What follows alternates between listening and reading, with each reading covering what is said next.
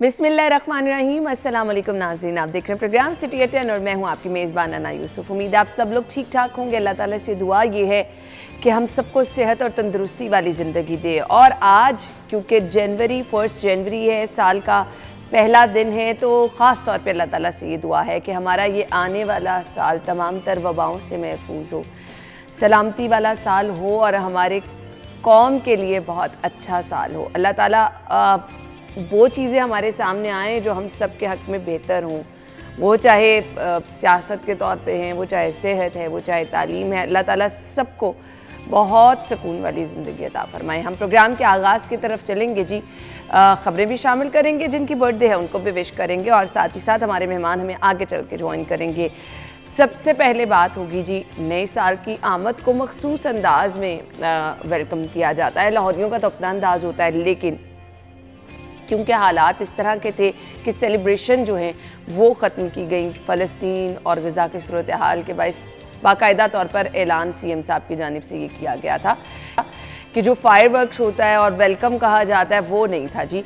लेकिन मंजिलों के आगे बंद बांधना मुश्किल हो जाता है। साल नौ को खुशामदीद कहने के लिए लाहौरियों की तो रिवायत ये है कि हमारी मुख्तलिफ शाहराहों पर mall road, Ferozepur road, jail road, यहाँ पर रश होता है कि संभाले नहीं संभला जाता। लेकिन कंपैरेटिवली रात को ऐसा रश नहीं था जिस तरह होता है, क्योंकि लोग ज़्यादा फायरवर्क्स देखने के लिए भी बाहर आते हैं, फैमिलीज़ के साथ भी आते हैं। सो कुछ रात की सूरत हाल, नए साल के हवाले से क्या अज़्म है और नए साल से क्या उम्मीदें हैं। हमारे रिपोर्टर्स हमारे साथ मौजूद हैं, इनकी तरफ बढ़ते हैं। हमारे साथ शाहिद सिपरा साहब, आमिर रज़ा खान साहब मौजूद हैं। अस्सलाम वालेकुम। वालेकुम अस्सलाम। बहुत बहुत शुक्रिया। बचपन में हमेशा कहते थे नहीं, आपने एक डिटर्मिनेशन करना है, एक अज़्म करना है। शाहिद सिपरा साहब, क्या अज़्म है? बिस्मिल्लाहिर्रहमानिर्रहीम। क्या अज़्म तो बाद में बताऊंगा कि अल्लाह ताला से दुआ है कि अल्लाह सेहत वाली ज़िंदगी अता फरमाए आपको, हम सब लोगों को, जितने सुनने वाले हैं उनको, क्योंकि ये ज़िंदगी का एक साल कम हुआ है और जो अगला साल होगा फिर मज़ीद कम हो जाएगा। अल्लाह ताला खुशियाँ नसीब करे। और बाकी काम के साथ चीज़ें होती हैं कि आप फैमिली के लिए क्या कर रहे हैं, अपनी जो नौकरी है वो क्या कर रहे हैं, पेरेंट्स के लिए क्या करते हैं, बहन भाइयों के लिए, रिश्तेदारों के लिए, दोस्त अहबाब के लिए क्या करते हैं। तो नए अज़ाइम तो ज़रूर होते हैं, लेकिन मौजूदा हालात में हमें ज़्यादातर अल्लाह ताला की तरफ रजू करने की ज़रूरत है कि हमारे हालात जो हैं बिलखसूस मुआशी और उसके साथ जो सियासी अदम इस्तेहकाम है, इसका जो है इसमें तवाज़न होना बहुत ज़रूरी है। बेशक। आमिर भाई? हाँ ठीक, सिपरा ने कहा। सिपरा के तो ज़ाइम ही है नए साल में भी, और गैस है, बिजली है, पानी है, इतने बिल मिले कि बिल बुलाउट है। ये सारे बिल जो हैं ये सिपरा साहब के ज़िम्मे होते हैं और इनके अज़ाइम जो हैं वो ख़तरनाक है इस साल भी। लेकिन हम बेस्ट विशेस करते हैं जो ये शमसी कैलेंडर है उसके जो मानने वाले हैं, जो मनाने वाले हैं, सबको कि अल्लाह ताला उनका साल जो है वो खुशियों भरा करे, रहमतों भरा करे। और ये साल ज़िंदगी का कम नहीं होता है सिपरा साहब, ज़िंदगी का एक साल बढ़ जाता है। कम होने वाला लफ्ज़ जो है वो सही नहीं है इसके लिए। ज़िंदगी का एक साल बढ़ जाता है। जैसे जैसे ये साल बढ़ते चले जाएंगे हम और अपनी कुदरत और अपने रब के करीब तर होते चले जाएंगे। ये याद रखें। और ये बड़ा अच्छा है, ये बड़ा अच्छा है कि हम लोग जो हैं इसको इस तरह से सेलिब्रेट करते हैं कि दुआ जो है वो कराते हैं। सिपरा साहब हर साल बिल्कुल बादशाह मस्जिद से दाता साहब ने रात को दुआ कराते हैं। दाता साहब से रात तो सीएम भी गए होते हैं वहाँ पे। और ये दुआ का सिलसिला जो हमने शुरू किया था, अब शहर शहर करिया करिया होने शुरू हो गया है। और अब क्योंकि मैं रोही को भी देखता हूँ तो रोही से तमाम शहरों से हमें दुआएं आई कि जी ये 12 बजे की दुआ चलानी है, 12 बजे की दुआ That's really great। तो ये एक बड़ा ज़बरदस्त चेंज जो सिटी न्यूज़ नेटवर्क लेके आया। इससे पहले सिपरा भी हमारे साथ अखबार की जर्नलिज्म भी करते रहे, हम भी करते रहे। ट्रेंड नहीं था, ट्रेंड हल्ला गुल्ले का था, ट्रेंड था आतिशबाजी का। शब जुमा की दुआ भी बाकायदा तौर पे शुरू की। और मैं कहता हूँ ये बड़ा अच्छा है कि हम साल नौ का आगाज़ जो है दुआओं से करते हैं। और मेरी भी ये दुआ है कि हम सब और हमारे देखने वाले और सिटी न्यूज़ नेटवर्क के चाहने वाले और यहाँ काम करने वाले लोगों को अल्लाह ताला अपनी रहमतों के साए में। आमीन सुम आमीन। अज़्म तो बताया नहीं क्या किया? वो तो भाभी ने करना है जो करना है। भाई कारवाली आजम यही है कि कारवाली को खुश रखो। अपना अज़ाइम नहीं, अपना आजम है। एक शादी है सिपरा साहब के अज़ाइम ने। एक शादी अब क्या कह दिया? मेरी तो एक शादी थी। अच्छा मैं कहा सिपरा साहब के अज़ाइम ने अपना आजम है। इजहार कर दी मैंने कहा ये ऑन स्क्रीन बता रहे हैं कि मेरी एक शादी है। अब जिनको मैसेज दे रहे हैं वो खुद समझदार हैं। चलिए जी आ जाए जी आज की पहली खबर की तरफ। जी हमने टॉप स्टोरीज की तरफ जाना है। तो पहली खबर क्या है? लाहौरियों के लिए वजीर आला पंजाब की जानिब से सेहत की एक और सहूलत है। जिन्ना अस्पताल की state of the art emergency का इफ्तिताह कर दिया गया। इसके बाद सिटी न्यूज नेटवर्क की इलेक्शन से कबल सर्वे की रिवायत बरकरार, नतीजा क्या आया वो भी आपके साथ शेयर करेंगे। सर्दी बढ़ते ही फार्मी अंडों की कीमतें आसमान से बातें करने लगी। नया साल आ गया, महंगाई के रिकॉर्ड फिर भी वैसे के वैसे हैं जी। और पंजाब सेफ सिटी अथॉरिटी की सालाना रिपोर्ट भी जारी की गई है।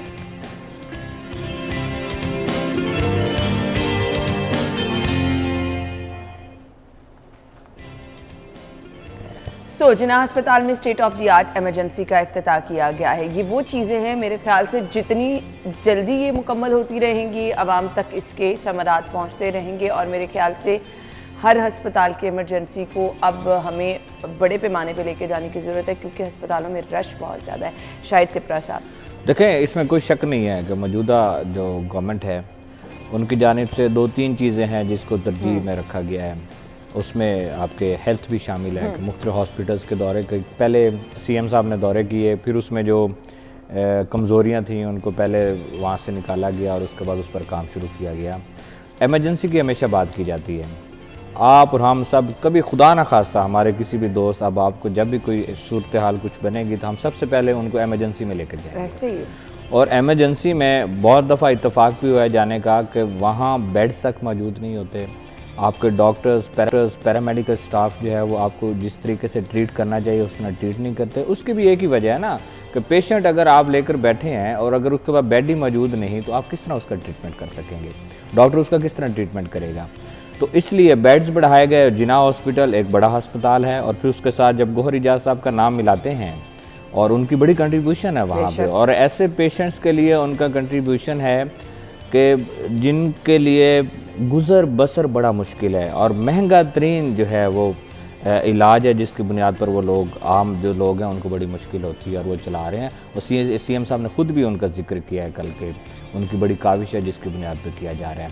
मेरे ख्याल में जो इलेक्टेड गवर्नमेंट्स थी जो तकारीर में कहा करती थी और इलेक्शन से पहले जो उनकी कंपेन्स होती थी कि सेहत और तालीम उनकी तरजीहात में शामिल होगा, माजी में अगर हेल्थ पर इस तरह काम किया जाता तो आज आपके लाहौर के बड़े हॉस्पिटल जिसमें मेयो, जनाब, उसके बाद सर्विसेज हॉस्पिटल, जनरल हॉस्पिटल हैं, आज कहीं और होते। आज पीआईसी की भी मैं बात करूंगा क्योंकि मेरा रोज़ाना वहाँ से गुजर होता है, उसकी अपग्रेडेशन भी चल रही है। इनके हालात कुछ और होते हैं। लेकिन चलें, जिनको थोड़ा वक्त मिला अगर वो पब्लिक के लिए कुछ करके जा रहे हैं और बिलखसूस उनकी सेहत के लिए कुछ करके जा रहे हैं तो मेरे ख्याल ये काबिल सताइश भी हैं। और इन प्रोजेक्ट्स को बर वक्त मुकम्मल करना ये बड़ा काम है। लोग आज भी कहते हैं कि मंसूबे जो शुरू किए गए, राज इस तरह हाजी साहब जिक्र कर रहे हैं, मैं दाता साहब गया था दुआ के लिए, सीएम साहब भी आए थे, उनको गुजरा भी साथ थे, तो वहाँ पे भी यही जो लोगों ने बात की वो यही की कि प्रोजेक्ट्स जो शुरू किए जाते हैं उनको पाया तकमील तक पहुँचाया जाता।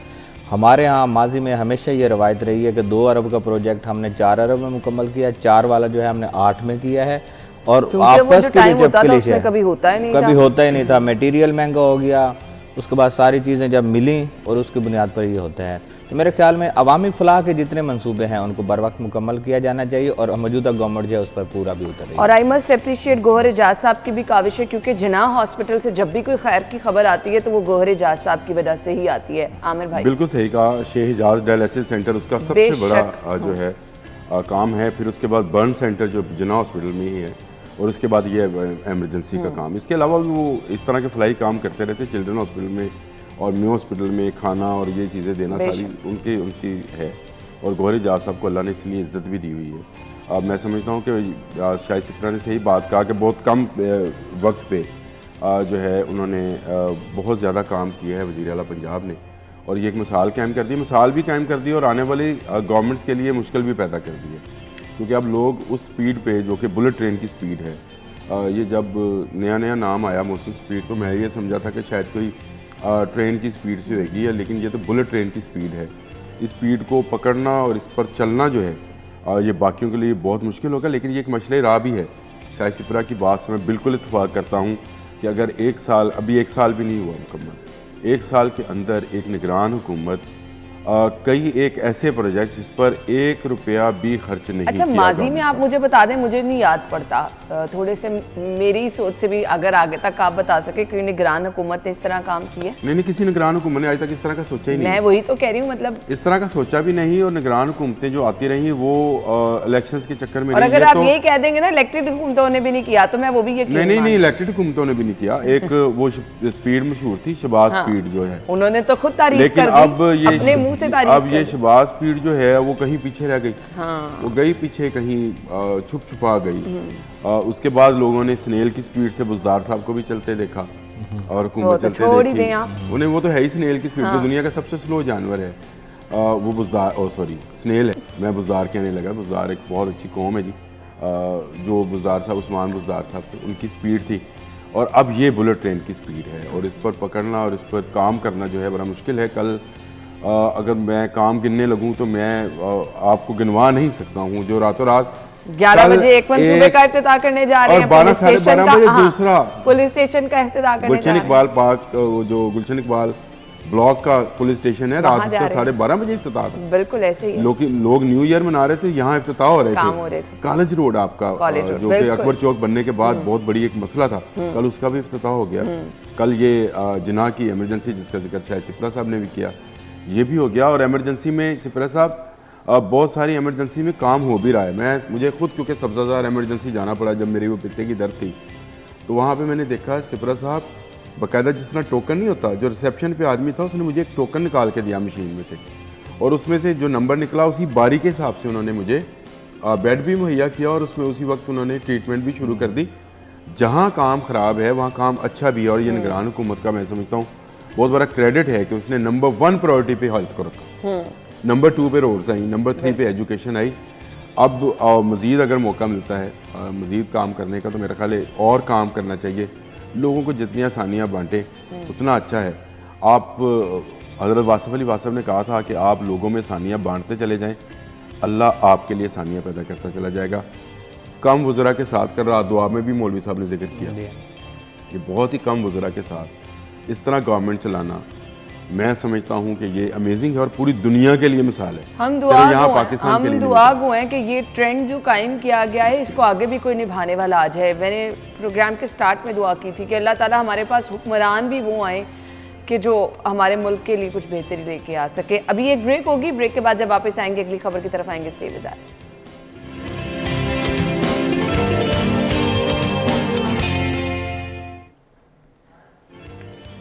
Welcome back. तो सिटी न्यूज़ नेटवर्क हमेशा से अपनी रिवायात को बरकरार रखता है। तो एक रिवायत हमारी ये भी है कि इलेक्शन से कबल हम एक सर्वे कराते हैं और देखते ये हैं कि लोगों का ट्रेंड क्या है। सो सर्वे कंडक्ट किया, हमारे साथ लोग मौजूद हैं, इन्होंने उसके रिजल्ट भी देखे। आमिर भाई मैं पहले आपसे जान लेती हूँ। देखिए बहुत ही ज़बरदस्त काम हम लोग करते हैं, वो इस तरह से करते हैं कि बाकी कोई प्रॉपर टीम्स बनाते हैं और ऐसे इलेक्शन वाला संभाल लगता है। मैं अक्सर लोगों से बिठा कर उनको पूछता होता हूँ कि भाई मेरी इतनी उम्र है, आपकी इतनी उम्र है, ये मिलाम लू के 100-150 साल उम्र बन जाएगी, चलो मेरी सिपरा की मिला के 200 साल हो जाएगी। आपके पास कभी कोई पोल वाला आया? ये जो टीवी पे पोल चलते हैं कभी कोई आया आपके पास कि भाई ये आप यहाँ जितने लोग बैठे हैं, मेरा दावा है आप अपने अजीज़ों कारों रिश्तेदारों ये सारे कंप्यूटर पे बैठ के बनते हैं और उसके बाद दिए जाते हैं। सिटी न्यूज़ नेटवर्क हर इलेक्शन के से पहले जो पोल कराता है वो हजारों लोगों में से। अच्छा माजरत एक और राज की बात बता दूं, हमारा जिस दिन ये एक्टिविटी थी उस दिन सबकी ऑफ डे जो था बंद किया गया, सबको दफ्तर बुलाया गया, सबको बुलाया गया। 200 टीमें थी, 400 लोग थे और ये वो लोग थे जो फील्ड में थे और हल्का सिर्फ एक था 127। मैं हैरान होता हूँ उन एंकर्स पर भी जो माइक पकड़ते हैं और आधे घंटे में 20 लोगों से करके तो उसके बाद कहते हैं इस हल्के से फलां जीत जाएगा। ये 20,000 लोगों का सैंपल था जो लिया गया, फिर उसको मॉनिटर किया गया, फिर उस पर जो उसकी काउंटिंग थी, उस पर काउंटिंग के ऊपर एक टीम थी, फिर एक टीम थी, यानी उसको 2-3 फिल्टर्स में से गुजार कर ये रिजल्ट तैयार किया गया। ये कोई हवा में रिजल्ट नहीं है, ये कंप्यूटर में रिजल्ट नहीं होती है कि इस तमाम उसके दौरान ऐसा लगता है इधर इलेक्शन हो रहे हैं। अच्छा, अनाउंस किया गया, टीवी पर चलाया गया कि हम 1 to 7 में करने लगे हैं, ताकि लोगों को ये पता हो, और हम बाकी हल्कों में भी करेंगे। ये नहीं है कि सिर्फ 1 to 7 से करना था और वहाँ से कर लिया। उसमें जो रिजल्ट आया, ये इंतहाई शफाफ रिजल्ट है। मैं समझता हूँ कि अगर ये इलेक्शन इस तरह से हो जाए तो इस रिजल्ट में कोई 19-20 और अगर हमारी पिछली रिवायत देखें, क्लोज टू रिजल्ट था, जो एक्चुअली रिजल्ट आया था इसके बहुत क्लोज था रिजल्ट जो हमने कंडक्ट किया था, लास्ट ईयर किया था, उसमें 2% का था। हाँ। पूरी दुनिया में किसी पोल कंपनी जो जितनी भी बनी हुई है, मैं उनके नाम नहीं लेना चाहता हूँ, लेकिन मुझे ये बताएं किसके पास वो जाते हैं और कहाँ से पूछते हैं, पूरे मुल्क का आप पोल दे रहे हो। ये तो जी लोगों को पता है कि हमारे उस इलाके में आपके घर टीमें पहुंची हैं, सबको पता है। हाँ। देखने वालों को पता है। ये तो ये कंप्यूटराइज नहीं था, ये लोग गए, बनाया, उसको फिल्मिंग की, रिजल्ट क्या है ये बता दें। रिजल्ट मुस्लिम लीग नून हार गई जी, चंद वोटों से, चंद वोटों से हार गई, और पीटीआई जो है उसने विन किया है। लेकिन ये इलेक्शन से पहले का पोल है, इसमें इलेक्शन डे पे जाके 8 फरवरी को क्या होता है, ये बिल्कुल क्लोज मार्जिन से इसका 2018 में भी इसी तरह रिजल्ट आया था, जब परवेज़ मलिक मरहूम ने इलेक्शन कंडक्ट किया था, फिर उसके बाद उनकी खैर डेथ हो गई, शायद परवेज़ मलिक आ गई थी। लेकिन ये बड़ा क्लोज कॉन्टेस्ट यहाँ पे होता है। और मज़े की बात है, आज आप ही के अखबार में ये खबर और भी है कि बिलावल भुट्टो जरदारी जो है वो भी इसी हल्के से उम्मीदवार हैं, लेकिन पाकिस्तान पीपल्स पार्टी के लिए कोई अच्छी खबर इसमें नहीं है। गो बिलावल भुट्टो अब अपनी कैंपेन का आगाज़ करने जा रहे हैं, आज शायद वो आएंगे और 1 to 7 से अपनी कैंपेन का आगाज़ करेंगे। लेकिन ये जो पोल है ये मैं समझता हूँ बहुत ही शफाफ था और ज़बरदस्त है, और बाकी हल्कों में भी हम जाएंगे जी, बाकी हल्कों में भी आएंगे और इसी तरह से पोल करेंगे, और हम कोशिश करेंगे कि उसकी शफाफियत जो है वो बरकरार रहे, और हम जो रिज़ल्ट देंगे 8 फरवरी को उससे कोई 19-20 का फ़र्क होगा। हाँ, इंशाल्लाह अलग फ़र्क नहीं है। हाँ, क्योंकि ये बड़ी एफर्ट करती है हमारी पूरी की पूरी टीम। वो लोग जो फील्ड में जाते हैं, वो लोग जो दफ्तर में होते हैं, वो जब तक रिजल्ट कंप्लीट नहीं हो जाता, कंपाइल नहीं हो जाता, उनको भी घरों को जाने की परमिशन नहीं होती। शायद से प्रसाद देखिए, मुझे तो इस बात की खुशी है कि कम से कम नताइज को तस्लीम तो किया गया। हाँ। कुछ वोटों से चाहे जीती है पाकिस्तान तहरीक इंसाफ, उन्होंने इस बात को तस्लीम किया है कि ये नताइज ठीक हैं। अगर इसी % से मुस्लिम लीग नून जीत जाती और पाकिस्तान तहरीक इंसाफ हार जाती, इन नताइज को, इस सर्वे को जो हाई साहब बता रहे हैं, आप बता रहे हैं कि 400-200 टीम्स थी, हर टीम के साथ 2 मेंबर थे, और वो गए घर घर और उन्होंने दस्तक देकर ये वोट जो हैं कास्ट करवाए हैं। तो इन नताइज को भी उन्होंने सोशल मीडिया पे इस तरह करके करना था कि वो उस सर्वे को सर्वे नहीं रहने देना था। पहली बात तो ये है। दूसरी बात, मेरे ख्याल में पाकिस्तान तहरीक इंसाफ के कारकुनों को ये बात तस्लीम कर लेनी चाहिए कि जब इलेक्शन या इंतखाबात होते हैं, जिसको आप कहते हैं कि हक़ राय दही का इस्तेमाल करना, ये सब लोगों का अपना है कि किसने किसको वोट करना है और कौन सी जमात को वोट करना है और किस बुनियाद पे करना है। और सबसे अहम ये होता है कि जिस दिन पोलिंग आपकी होती है, उस दिन वोटर्स को निकाल कर पोलिंग स्टेशन तक लाना और उनसे वोट करवाना, ये बड़ा अहम पॉइंट होता है। और ये सियासतदान और जो डेरों पे बैठ के या कॉर्नर मीटिंग्स में बैठ के इनके जो कोऑर्डिनेटर्स होते हैं, जो पोलिंग एजेंट्स होते हैं, जो उनके साथ चलने वाले लोग होते हैं, देखें अकेला कैंडिडेट कुछ नहीं कर सकता, बहुत सारे लोग होते हैं जो उनको इलेक्शन लड़वा रहे होते हैं, ये उनका काम होता है। इसलिए इस सर्वे करने का बुनियादी मकसद भी ये होता है कि एक माहौल बन रहा है ना इलेक्शन का। आज हम कहते हैं कि हमारे यहाँ जमहूरी हुकूमत आनी भी चाहिए, जमहूरियत, इसमें कोई दूसरी राय भी नहीं है। अवाम जिसको इलेक्ट करें वो गवर्नमेंट बनाए अपना, लेकिन जो तस्लीम नहीं करते, मुझे उन पर बड़ा एतराज़ है कि आप कम अज़ कम नताइज को तो तस्लीम करें ना। हारें या जीतें, जो मर्जी हो, उस चीज़ को तस्लीम करें कि हम यहाँ पे हार गए, हम यहाँ पे जीत गए हैं। अब सर्वे बाकी हल्के में, अगला जो हल्का मुझे बताया जा रहा है, अभी डिस्क्लोज पत्नी हाई साहब ने करना है या नहीं करना, वो बड़ा अहम हल्का है, सियासत का महवर है, और कई दिहाइयों से उस हल्के में बड़ी सियासत होती रही है, और उसको हमेशा गढ़ भी कहा जाता है एक सियासी जमात का। 130 अब मुझे बताइएगा, अगर वहाँ पे नताइज इसी परसेंटेज के साथ आते हैं तो फिर तो बड़ा चैलेंज हो जाएगा। चैलेंज अंदरून लाहौर का इलाका है, करीम पार्क, अमीन पार्क का इलाका है, और इधर से निस्बत रोड, गवाल मंडी, ये अंदरून लाहौर है। जो जान अल्लाह दी वार्ड नवाज शरीफ का वो वाला हल्का है, कृष्णनगर, इस्लाम, सारा इलाका उसमें आता है। ये वो इलाका है। अब इसमें जब सर्वे होगा, जो भी नताइज आए, हमें इससे नहीं है कि नून लीग जीते या पीटीआई जीते या टीएलपी या पीपल्स पार्टी, इससे या बाकी जो भी जमातें हैं उसमें जो नताइज आएंगे, मेरे ख्याल में आज जो नताइज को तस्लीम करके जो सोशल मीडिया पे चल रहा है कि सर्वे हुआ और उसमें जीत गए, मेरे ख्याल में जो आने वाले हल्के होंगे उनके नताइज में अगर इसी तरह तस्लीम करना चाहिए। तो इस काम करने का बुनियादी मकसद भी ये होता है कि लोगों को बताया जाए कि आपने वोट किसको देना है, एक माहौल क्रिएट करना है। भी लोग तैयार होते हैं, थोड़ा सा लोगों को पता होता है कि जी अगर ये बड़ी अहम है। कुछ चंद लोग होते हैं जिनको थोड़ा सा इशू होता है, अदरवाइज जब हम किसी के घर जाके दस्तक देते हैं तो इस चीज़ को बड़ा एंजॉय करते हैं वो लोग, कि आप उनको बैलेट पेपर दे रहे हैं, फिर उनको कह रहे हैं कि आप अंदर जाएं। सर हमारी टीम तो मैं यकीन माने शनाख्ती कार्ड दिखाएं, पसंदीदा जो है कैंडिडेट उसको आप वोट लोगों से भी अपील करनी चाहिए कि तावन भी करें हमारी टीमों के साथ। अच्छा वैसे मैं आप लोगों के लिए आए हैं कि आप आजाद पोल में किस तरह से आप पोलिंग कर सकते हैं और आपको रिजल्ट जो हैं बीइंग द 42 के वर्कर ना, जहाँ कहीं भी मैं गई हूँ लाहौर, ये बड़ा अप्रिशिएट करता है ये ना आपके बड़ा अच्छे तरीके से। नहीं बिल्कुल करते हैं, लेकिन मैं कहता हूँ तावन करें। अगर आप शनाख्ती कार्ड सिर्फ देखने के लिए देखा जाता है कि आप इस हल्के में रहते हैं या नहीं रहते हैं, अगर आपके पास कोई और आइडेंटिटी है, ड्राइविंग लाइसेंस है, कोई और कार्ड है जिसमें आपका एड्रेस यहाँ का लिखा हुआ है उसी हल्के का, जैसे अब 130 का होगा तो 130 का लिखा हुआ होगा, वो सिर्फ देखने के लिए है, ना उसकी तस्वीर बनेगी, ना उसकी कॉपी आपसे मांगी जाएगी, ना आपको उसका नंबर मांगा जाएगा, सिर्फ ये तस्दीक की जाएगी कि आप उसी हल्के के वोटर हैं। और अगर आप ये समझे ना तो ये एफर्ट आप ही लोगों के लिए अल्टीमेटली होती है। इसका आप बता दें हम लोगों को क्या फ़ायदा पहुंच रहा है, कोई फ़ायदा नहीं है। इवन हमारी जो टीमें हैं वो जाके काम कर रही हैं और वो जो एक नताइज आपके साथ शेयर किए जाते हैं वो कहीं ना कहीं उसका फ़ायदा आप लोग को ही पहुँच रहा होता है। वो बताने का मकसद ये होता है कि असल में जब प्रॉपर इलेक्शन का समा होगा तो क्या रिजल्ट आ सकते हैं। खैर हमने एक ब्रेक लेनी है, ब्रेक के बाद हम अगली खबर की तरफ आएंगे, आप हमारे साथ ही रहिएगा।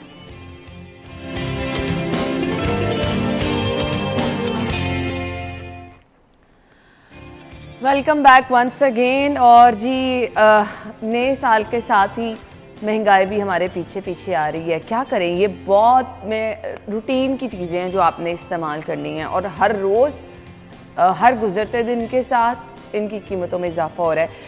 अंडे 372 रुपये फ़ी दर्जन, ब्रायलर 10 रुपये महंगा। अब ये रूटीन की सब्जियों की कीमतें भी हम आपके साथ शेयर करते रहते हैं। शाहिद सिप्रा साहब देखें, अंडे की कीमत तो बहुत ज़्यादा हो रही है ये, और वैसे कम भी नहीं हुई कभी। ये 330 रुपये फ़ी दर्जन के हिसाब से तो यहाँ पे तो कीमत मुकर्रर हुई और इस पे इस तक काम चलता आ रहा है ना, वो सर्दी हो गर्मी हो कम ही नहीं हुआ। अब जो उसमें 50 रुपये तक का तकरीबन इजाफा हो गया, तो ये सर्दी अभी तो 2-3 दिन से यहाँ सर्दी शुरू हुई है ना। अभी देखिएगा आने वाले कल हो सकता है 400 तक भी पहुँच जाएँ। तो मेरे ख्याल में जहाँ मौजूदा गवर्नमेंट अपने बहुत सारे प्रोजेक्ट्स कर रही है तो ये इस तरफ भी ध्यान देना होगा उनको। महंगाई लोगों का बहुत बड़ा मसला है, तो इस तरफ थोड़ा ध्यान दें ताकि लोगों के मसाइल देखें। 1 दर्जन अंडे हैं मेरे ख्याल में, एक वक्त में आए तो 2-4 अगर घर में रहने वाले हैं तो ख़त्म। अब हाजी साहब 3 लोग हैं, 1 दर्जन अंडे लेकर आए, 2 दिन चलेंगे मैक्सिमम, ख़त्म हो जाएंगे 400 रुपये के हिसाब से। अब फिर उसके बाद ब्रायलर गोश्त की कीमत देखें, वो सूप बना लो एक दिन चल 400, हाँ ये भी है 470 रुपये, 475 रुपये से कम आया ही नहीं है। नहीं, ऐसे ही है बिल्कुल। तो ये सारे आप बाकी आप अशिया ज़रूरिया की कीमतें देख लें। सर्दियों में ये चीज़ें बच्चों के लिए, बड़ों के लिए, सबके लिए ज़रूरी है। हमारे यहाँ अलमिया ये है ना, मादरत के साथ कि जिस चीज़ की तरफ हवा है ना, जिसकी तरफ हम लोगों को पता है कि इसकी अब डिमांड बढ़ने वाली है, जब तलब में इजाफा होगा तो उसकी कीमतों में भी उसी तरह इजाफा हो जाएगा। तो ये अलमिया जो है ये हम खुद अपने ज़मीर की आवाज़ के साथ तो ठीक कर सकते हैं, अदरवाइज़ हम इसको ठीक नहीं करते, चाहे फोर्सफुली करें, जो मर्जी कर दें। ये ऐसी चीज़ है, अंडे और ब्रायलर गोश्त का तो मैं कुछ नहीं कह सकता, लेकिन अंडे तो आपके सर्दियों में इस्तेमाल होने ही होने हैं। तो उसका फ़ायदा कौन है? आपके माफिया उठाएगा, और माफिया उठा भी रहा है कि रोज़ाना 10 रुपये, 8 रुपये, 7 रुपये फ़ी दर्जन के हिसाब से कीमतें बढ़ाई और 450 के करीब ले गए। बिल्कुल। आमिर भाई, मुर्गी से पूछे तो आज भी अंडा सस्ता है। ऐसे ही मज़ाक में बात की, लेकिन बात सिपरा की ठीक है कि गरीब आदमी अब अंडा भी अगर नहीं खाएगा सर्दी में तो बच कैसे पाएगा? न्यूट्रिशनिस्ट को बुलाएं, वो कहते हैं बच्चों के लिए हाँ, बच्चों के लिए रोजाना का 1 अंडा जी लाजमी है। रोजाना का 1 अंडा भाई किसको दे? कैसे, कौन? और ये जो कसरत करने वाले लोग हैं या जो लोग काम करने वाले हैं उनके लिए वो कहते हैं 2 अंडे रोजाना। हाँ बिल्कुल। और अब मुझे समझ नहीं आती है कि ये अंडे का रेट जो है ये किस तरह से ऊपर चला जाता है। सप्लाई डिमांड का सिपरा साहब ने जिक्र भी कर दिया कि शायद डिमांड ज़्यादा हो जाती है। मेरा ख्याल है अब सारा साल रेट इसी तरह से सिपरा साहब, ये माफिया जो है 8 रुपये 10 रुपये बढ़ा के 2 रुपये 1 रुपया कम करता है, 3 रुपये कम करता है। गर्मियों में भी आप देखिएगा 2 रुपये 3 रुपये कम करेगा। अंडों का रेट ऊपर नीचे जाने वाला नहीं है। और ये वो अंडा है जो कि मशीनी अंडा कहलाता था किसी ज़माने में, ये मुर्गी का अंडा ही नहीं कहलाता था, उस अंडे का ये रेट है। दूसरा, जितना हमने शहरों को फैला दिया है और जिस तरह से शहरों में शहरी कल्चर जो है वो बढ़ा दिया है, लोगों ने मुर्गियाँ रखनी भी बंद कर दी। हमारा देहाती कल्चर जब था, ज़्यादा इर्द गिर्द लाहौर के शहर के इर्द गिर्द ज़्यादा देहात थे, तो वहाँ लोगों ने मुर्गियाँ रखी हुई थी। अंडे वो अपने घर के अंडे इस्तेमाल करते थे। लेकिन अब वो भी क्योंकि सिविलाइज उस कल्चर के अंदर, शहरी कल्चर, सिविलाइज तो नहीं कहना चाहिए, सिटी कल्चर के अंदर शामिल हो गए, तो उसमें अब वो भी वही ब्रायलर अंडा जो है उसको इस्तेमाल करते हैं, जो लेयर मुर्गी से लिया जाता है, और उसको इस्तेमाल करके वो खुश हैं कि जी ये अंडा चलो हमें बच्चों को ये तो दे रहे हैं, लेकिन जो लोग नहीं अफोर्ड कर पा रहे हैं उनके लिए हुकूमत को सोचना चाहिए। अगर आप क्योंकि बात सिर्फ यहाँ तक नहीं है ना, हमें भाई बाकी जरूरत की अगर चीजें आप महंगी, रेट निकाल, दूध दही हर चीज, मैं हर एक चीज़ को कहता हूँ, ये जितनी आपने चीज़ें अशिया ज़रूरियाँ हैं, जिनमें सब्जियां हैं, दालें हैं, दूध है, अंडे हैं, मुर्गी गोश्त है, बाकी गोश्त हैं, ये अगर आप इसका रेट निकालते हैं तो फिर उस पर आप कंट्रोल भी चेक एंड बैलेंस रखें। आप अंडे का रेट निकालते हैं 350 रुपये और बाजार में वो 400 रुपये बिक रहा है, तो इसका मतलब है 50 रुपये में से इसी सीजन में लोग खा सकते हैं, 50 रुपये में से किसी की जेब में तो कुछ जा रहा है। हाँ, बिल्कुल। अब यहीं से निकाल लें, तो इसका मतलब है किसी की जेब में कुछ जाता है। अगर दालों का रेट आप निकालते हो और उससे महंगी दाल बिक रही है, और बड़े स्टोर्स तो माशाल्लाह से वो क्या करते हैं कि डीसी काउंटर के नाम से एक काउंटर बनाते हैं सिपरा साहब, और दुनिया जहान का गंद उसमें पैकेट में बंद करके वो कहते हैं जी डीसी रेट पे लेना ले लो, और वो पड़ी रहती ये पड़ा है। जितने बड़े और आपके डीसी की टीमें जाएंगी, अपना डीसी काउंटर देखेंगी, हाँ जी यहाँ पड़ी हुई है जी चीनी पड़ी, उन्होंने ये नहीं कहना गंदी पड़ी है, क्योंकि उनकी भी मंथली लगी हुई थी, बेचारों को उनका रोजगार लगा हुआ है, इस पर पैसे लगे हुए, वो कहेंगे जी हाँ जी इसने डीसी रेट पे भी बेच रहा है साहब। लेकिन आप ये देखें कि वही अच्छी वाली दाल वो खुद पैक करके चाहे उसको 200 रुपये ज़्यादा में बेच दें, और लोग ले लेते हैं, फिर क्या वाला नहीं है। फिर क्या करें लोग? मुझे बताएं आप लोग क्या करें? वही ना, जो जिसने डीसी काउंटर नहीं बनाया उसको आप रखने नहीं देते। हमारे मोहल्ले में सिपरा साहब मजे की बात है, किसी किराना स्टोर वाले ने दाल रखी नहीं हुई, मैंने उनसे पूछा क्यों नहीं, कहते जी डीसी वाले आंदे ने, वो कहते नहीं तुम ऐसे रेट सन मंडी में ऐसे रेट तो नहीं लगती, असि किमें दे लेंगे। मैं कहा यार बड़े स्टोर वाले ने काउंटर जा कहना जी उन्होंने इजाजत है क्योंकि मंथली देंगे ने, वो एक काउंटर बनाते हैं, असि भी बना ली है ना, सन उत्थे इन्होंने फड़ लेना। बिल्कुल, वो खुद पैक करते हैं और वो गंदी दालें रख देते हैं, कहते हैं जी डीसी काउंटर तो लो ऐसे भाव बिकती पई। अब आप जहाँ ये हिसाब होगा वहाँ अंडों के रेट और मुर्गी का रेट को किस तरह से कंट्रोल किया जा सकता है। माफिया इस पर बड़े ऑर्गेनाइज तरीके से काम करता है, उसको पता है आने वाला सीज़न किस चीज़ का है, उसी सीज़न के हिसाब से वो चीज़ों के रेट ऊपर नीचे करता है, और जो गरीब आदमी है वो बेचारा ले नहीं पाता है। तो ये बड़ा मसला है। इस मसले का ज़रूर मैं कहता हूँ अब निगरान हुकूमत के पास वक्त तो कम रह गया, 1 माह रह गया तकरीबन, इसका भी कोई हल निकाल के जाएँ, कोई इस पर कानून साजी करें, कोई इस पर टीमें जो है ज़्यादा मुतहरक करें, नहीं तो ये मसला आने वाले दिनों में जब इलेक्टेड गवर्नमेंट आएंगी जिनके अंदर माफिया इलेक्ट होके आए होते हैं, वो फिर इसको कैसे कंट्रोल करें। बिल्कुल सही, लेकिन लोग महंगाई की वजह से परेशान है। यकीन माने ये जो रोज़मर्रा इस्तेमाल की चीज़ें हैं, सब्जियां, आटा, दूध, दही, अंडे, ये लोगों की पहुंच से बाहर हैं, और जिनकी फैमिली थोड़ी सी बड़ी है उनके लिए तो फिर बहुत ही मुश्किल हो जाता है चीज़ें मैनेज करना। तो फिर अल्लाह ताला से दुआ कर सकते हैं कि कुछ हमारे लिए बेहतरी हो। ब्रेक के बाद अगली खबर की तरफ आएंगे हमारे साथ।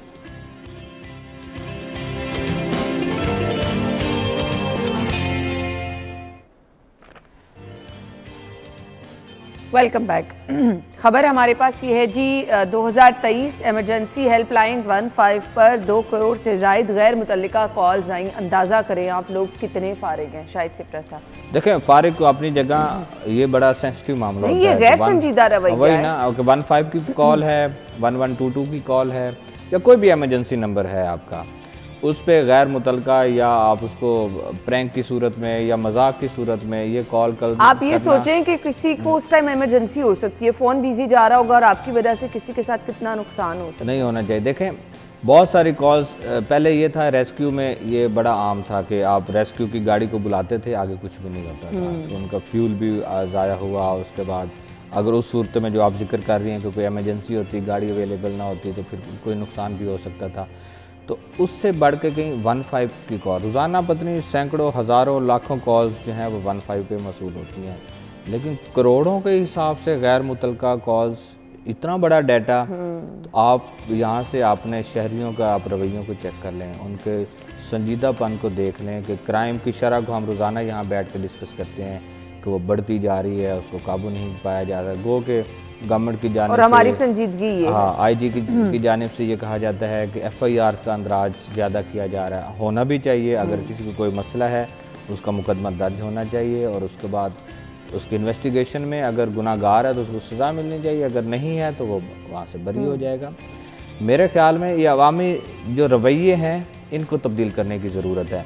हम हमेशा सेहत पे बात करते हैं, किसी वबा की बात करते हैं, वहाँ भी यही होता है कि हमें अपने आप को पहले देखना है। तो लोगों को पहले खुद जो शहरी हैं उनको शहरी ज़िम्मेदार शहरी होने का जो है मुजाहिरा करने की ज़रूरत है। और मैं तो यही मैसेज दूंगा, उनको पैगाम दूंगा कि कम से कम एमरजेंसी की जो कॉल्स हैं उन पर यह गैर संजीदगी का मुजाहिरा ना करें, ये नुकसान का बाइस बन। बिल्कुल ऐसा ही है जी आमिर भाई। अब बिल्कुल सही कहा कि गैर संजीदा से लोग हैं, इनको सज़ा देनी चाहिए। मैं ये कहता हूँ कि कज़ब बयानी का पर्चा होना चाहिए। आप यहाँ 20-25 पर्चे करके देखें। आप आज लाइसेंस बनवाने के लिए लाइनों में लगे हुए हैं लोग, क्यों? सज़ा है। इस्लाम ने इसीलिए सख्त चोर का हाथ काट दो, एक तरफ के जो डकैत राहज़न है उसके एक तरफ का पाँव, एक तरफ का हाथ काट दो।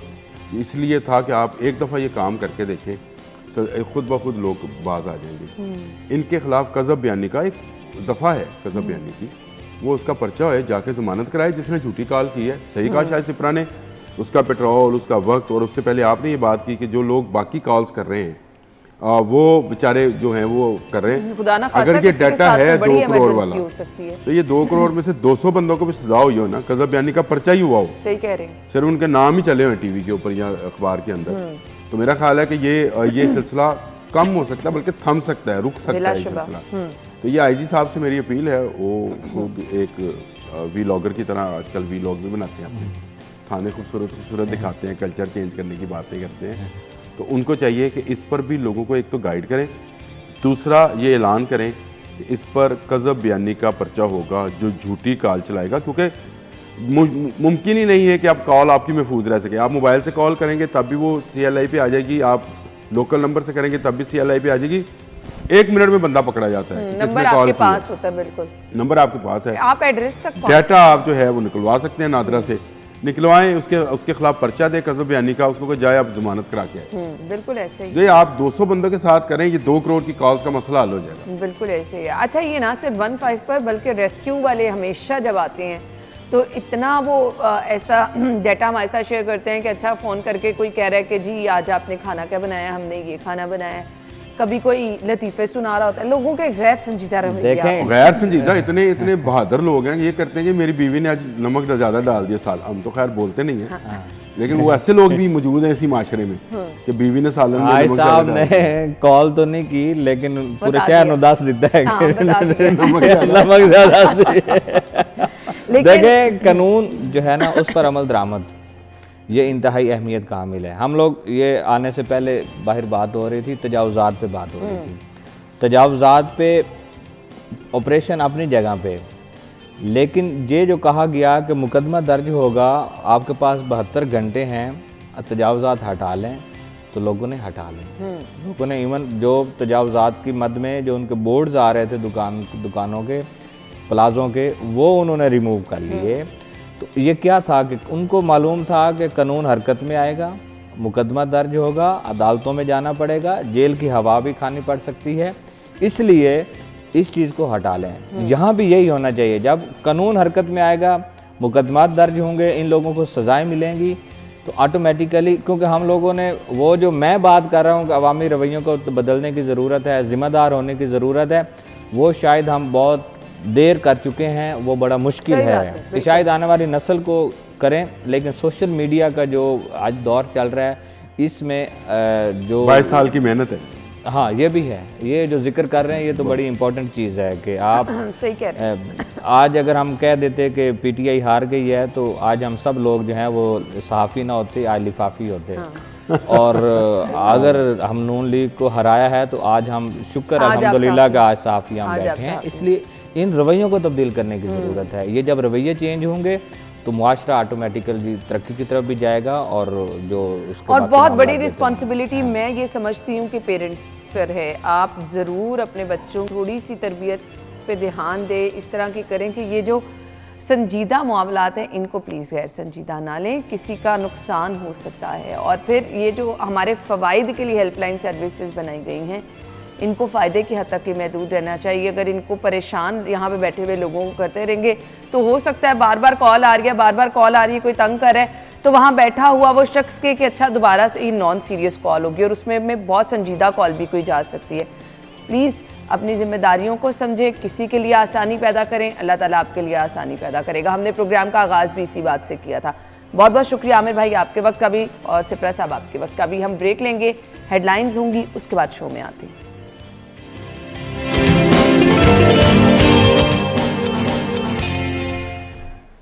Welcome back. आज का मौसम टुडेज वेदर में। अच्छा जी, सर्दी की शिद्दत में इजाफा होता चला जा रहा है, लेकिन वो सिलसिला जो धुंध की वजह से परेशानी थी लोगों को, आजकल धुंध नहीं है लेकिन सर्दी बढ़ रही है।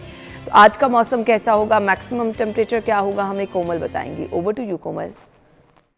जी बिल्कुल अन्ना, शहर लाहौर के मौसम के हवाले से बात करें तो रवा साल 2024 की पहली सुबह शदीद ठंड के साथ जो है वो अपना आगाज़ कर रही है। लाहौर के बासी जहां पर शहर लाहौर में बढ़ती हुई सर्दी को एंजॉय कर रहे हैं, वहीं हमने ये भी देखा है कि जो हमारे परिंदे हैं वो भी शहर लाहौर की फ़िज़ा में ऊंची उड़ान भरे हुए हैं और साल 2024 की पहली सुबह को एंजॉय कर रहे हैं। रंग बिरंगे फूल जो हैं वो भी महक रहे हैं और फ़िज़ा को महकाते चले जा रहे हैं। उम्मीद तो यही है कि साल 2024 बहुत ही ज़्यादा लोगों के लिए भी ढेर सारी जो है वो खुशियाँ लाएगा और मुल्क की तरक्की और खुशहाली में भी अपना किरदार निभाएगा। कोशिश हर कोई जो है वो अपनी तरफ से कर रहा है कि आज का दिन जो है वो काफ़ी ज़्यादा खुशी के साथ गुजरे, ताकि आने वाला पूरा साल जो है, जो दिन गुजरने हैं, जो दिन आने हैं, वो इसी तरह से जो है वो बहुत अच्छे गुजरें। इसी तरह लाहौर का मौसम भी कोशिश यही कर रहा है कि लाहौरियों को जो है खुशगवार मौसम बख्शे। ठंडी ठंडी हवाओं में जो है वो हर तरफ हमने देखा है कि बहुत ज़्यादा सर्दी बढ़ चुकी है। दर्जा हरारत के हवाले से बात की जाए तो इस वक्त टेम्परेचर जो है तकरीबन 8 डिग्री सेंटीग्रेड रिकॉर्ड किया जा रहा है और आइंदा 24 घंटों के दौरान शहर लाहौर में बारिश से मुतल्लिक भी कोई इम्कानात मौजूद नहीं है। यानी कि रवा साल की जनवरी का पहला दिन काफ़ी ज़्यादा जो है वो खुश्क भी रहेगा और सर्दी के हवाले से भी बहुत ज़्यादा अहम रहेगा। शहर लाहौर के बासी ठठर रहे हैं। इवन अगर मैं आज जिलानी पार्क में मौजूद हूँ तो इस कदर सर्दी है कि मुझसे ना बोला भी नहीं जा रहा। तो अना आपने भी महसूस किया होगा आज के गुज़िश्ता दिनों की निस्बत आज शहर में सर्दी बहुत ज़्यादा बढ़ चुकी है, खुनकी में भी शिद्दत महसूस की जा रही है और माहिरीन की जानिब से बताया जा रहा है कि आज शहर का मौसम जो है वो खुश्क रहेगा। फ़िज़ाई आलूदगी के एतबार से भी लाहौर में बेहतरी देखी जा रही है और AQI की मजमूई शरह 175 रिकॉर्ड की गई है। लाहौर आलूदा शहरों की फहरिस्त में 10वें नंबर पर देखा गया है। तो लाहौर ये थोड़ी सी एहतियात करें, मास्क का इस्तेमाल यकीनी बनाएं। ख़ास तौर पर सर्दी जो है वो कानों के थ्रू लगती है, तो कोशिश करें अपने जो कान और सर ढाँप कर घरों से बाहर निकलें और गैर ज़रूरी सफ़र से जो है वो इज्तनाब करें। दूसरी जानिब हम फ़ोग के हवाले से बात करते हैं तो फ़ोग की शिद्दत में थोड़ी सी कमी देखी गई है, बहुत ज़्यादा बेहतरी नहीं देखी गई क्योंकि फ़ोग आने वाले दिनों में मज़ीद बढ़ेगी। तो लाहौर ये दौरान सफ़र भी स्पीड लिमिट का खास तौर पर ख्याल रखें। कोमल थैंक यू सो मच। यानी अभी फ़ॉग की शिद्दत में कमी है लेकिन आने वाले दिनों में क्योंकि सर्दी बढ़ेगी तो आपको फ़ॉग की शिद्दत में भी जो है वो इजाफा होता नज़र आएगा। आपने एहतियात बहुत ज़्यादा करनी है, गर्म चीज़ों का इस्तेमाल करें और अपनी बॉडी को डिहाइड्रेटेड रखें आप, क्योंकि पानी का इस्तेमाल हम बहुत कम कर देते हैं। हाइड्रेशन पे बहुत ज़्यादा आपको गौर करना है, पानी का इस्तेमाल ज़्यादा करें ताकि आप बहुत सारी बीमारियों से भी महफूज रह सकें। ब्रेक के बाद आपको ज्वाइन करेंगे स्टे विद अस।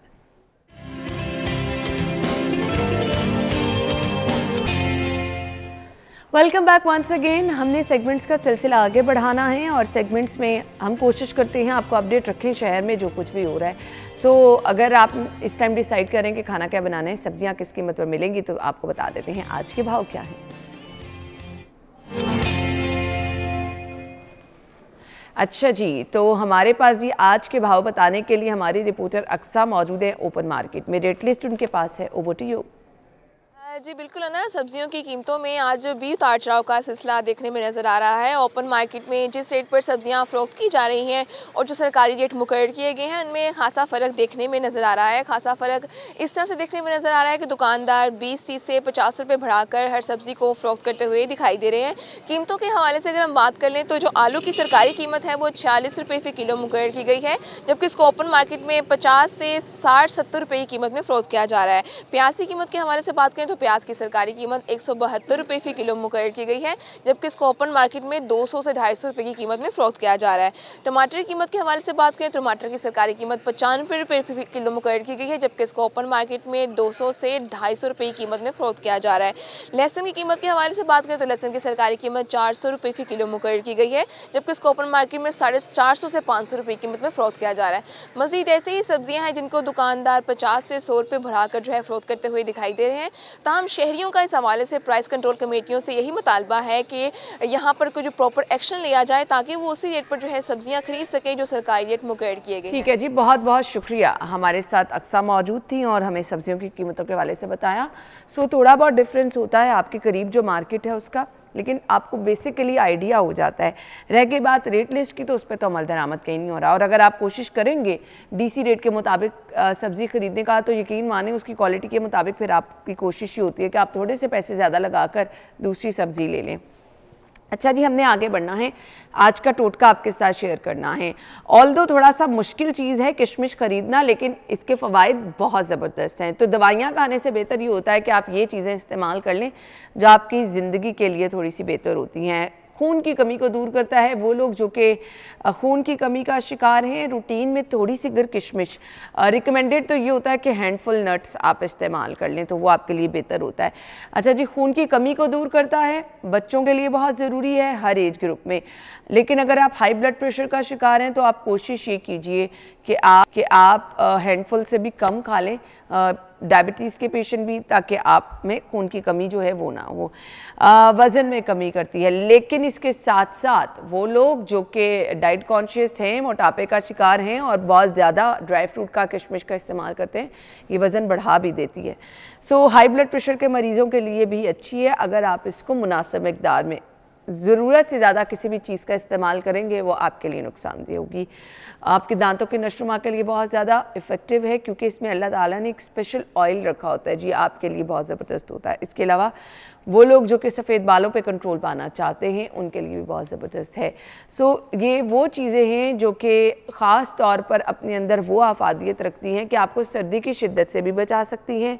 और ख़ुसूसियात इनके अंदर ये हैं कि अगर आप इनका मतवातर इस्तेमाल करेंगे, कम क्वांटिटी में करेंगे तो इसका अच्छा नतीजा मिलेगा। इसके साथ अगर आप गर्म दूध का इस्तेमाल कर लेंगे तो वो आपके लिए ज़्यादा बेहतर होगा।